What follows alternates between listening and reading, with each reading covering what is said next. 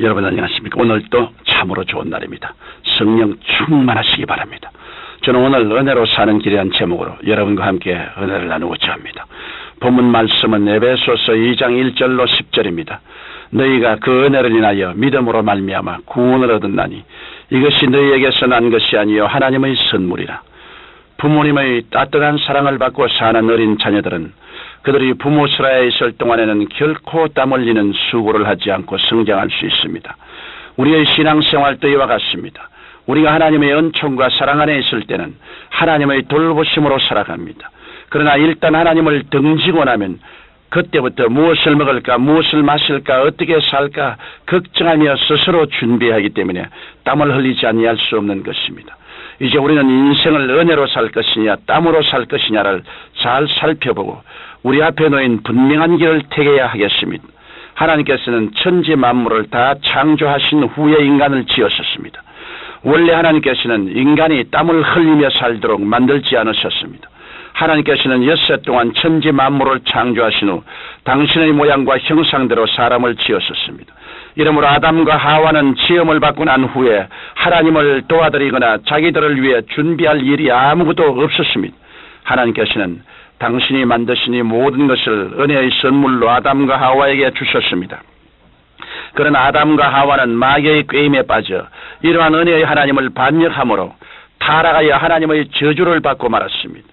성경 창세기 3장 18절로 19절에 하나님께서는 아담에게 이렇게 말씀하셨습니다. 땅이 내게 가시덤불과 은거키를 낼 것이라. 너희 먹을 것은 밭의 채소인즉 내가 얼굴에 땀이 흘려야 식물을 먹고 편리한 흙으로 돌아가리니 그 속에서 내가 취함을 입었습니다. 너는 흙이니 흙으로 돌아갈 것이니라. 그 결과 아담과 하와는 에덴 동산에서 쫓겨났고 그의 후손들은 많은 문제에 부딪혀 땀과 눈물로 고생하게 된 것입니다. 무엇보다 인간은 먼저 죄의 문제에 부딪혔습니다. 인간은 살인죄를 비롯하여 수많은 죄를 짓게 되었는데 아무리 스스로 죄를 없애보려고 몸부림쳐도 결코 해결할 수 없었습니다. 이러므로 성경은 의인은 없나니 한 사람도 없다고 하십니다.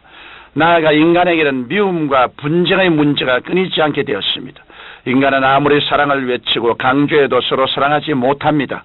언제나 미움이 삭트고 분쟁이 끊이지 않습니다.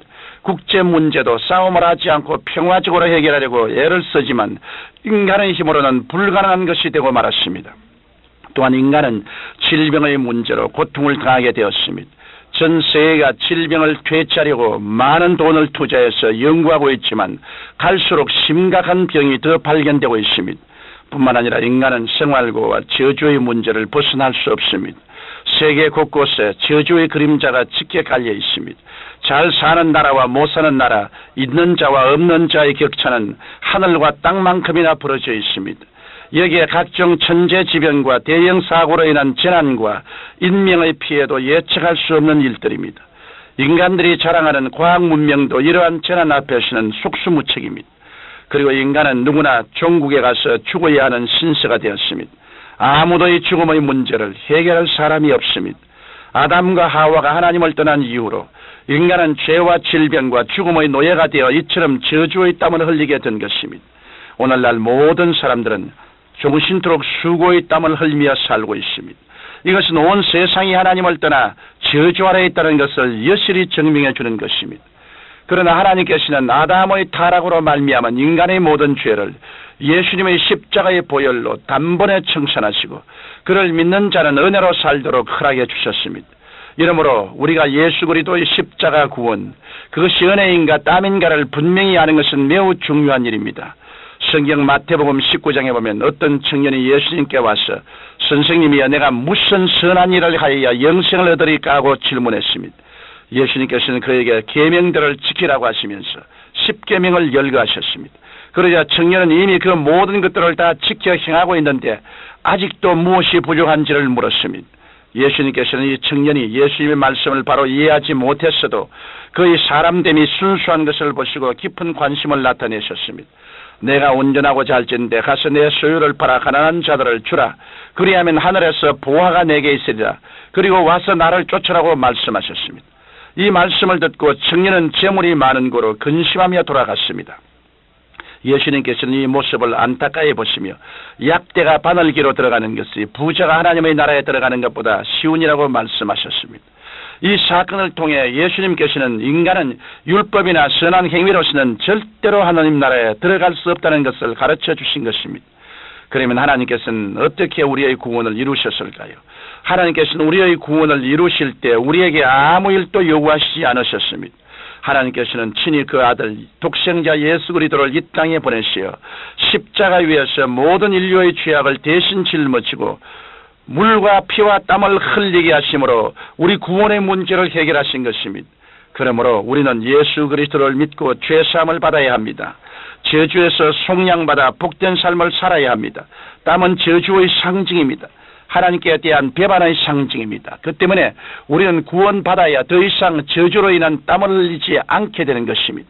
그러면 우리는 어떻게 해야 그런 삶을 살 수 있을까요? 예수님께서는 마태복음 11장 28절로 30절에서 수고하고 무거운 짐진 자들아 다 내게로 오라. 내가 너희를 쉬게 하리라. 나는 마음이 온유하고 겸손하니 나의 멍에를 메고 내게 배우라. 그러면 너희 마음이 쉼을 얻으리니 이는 내 멍에는 쉽고 내 짐은 가벼움이라고 말씀하셨습니다.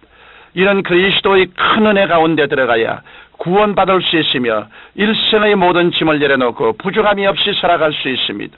그리고 예수님의 온유와 겸손을 배워야 하나님이 주시는 쉼과 평안을 얻을 수 있습니다. 우리 마음에 쉼과 평안이 없으면 우리가 은혜에서 떠났다는 신호입니다. 마음의 쉼과 평안, 이것은 우리가 은혜 안에서 하나님을 믿고 따라가고 있는지 아니면 스스로 무거운 짐을 지고 몸부림치고 있는지를 판단하는 기준이 됩니다. 그러므로 우리는 예수님께 나가 날마다 기도로 모든 짐을 맡기고 그 안에서 편히 쉼을 얻는 삶을 살아야 하는 것입니다. 사랑하는 성도 여러분, 성경은 인간이 원래 땀을 흘리게 된 것은 하나님을 거역한 저주의 결과라고 말씀합니다. 이러므로 우리가 이 땅에서 저주의 땀을 흘리고 사는 것은 원래 하나님의 뜻이 아닙니다. 그러나 인간은 아무리 땀 흘리고 노력해도 구원받을 수 없으며 참된 복을 누릴 수도 없습니다. 저는 여러분을 은혜의 길로 초청합니다. 여러분 이 시간 은혜의 십자가 앞으로 나오십시오.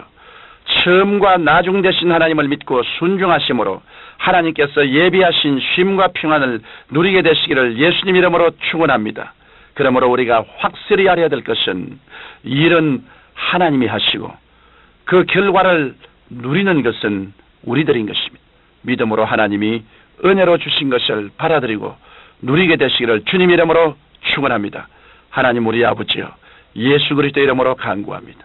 오늘 청취자들이 모두 다 예수 그리스도를 믿음으로 말미암아 그 은혜를 인하여 구원을 누리게 도와주시옵소서. 하나님께 감사하게 도와주시옵소서. 스스로 자기 문제를 해결하겠다고 땀 흘리지 않게 도와주옵소서. 예수님 이름으로 기도드립니다. 아멘.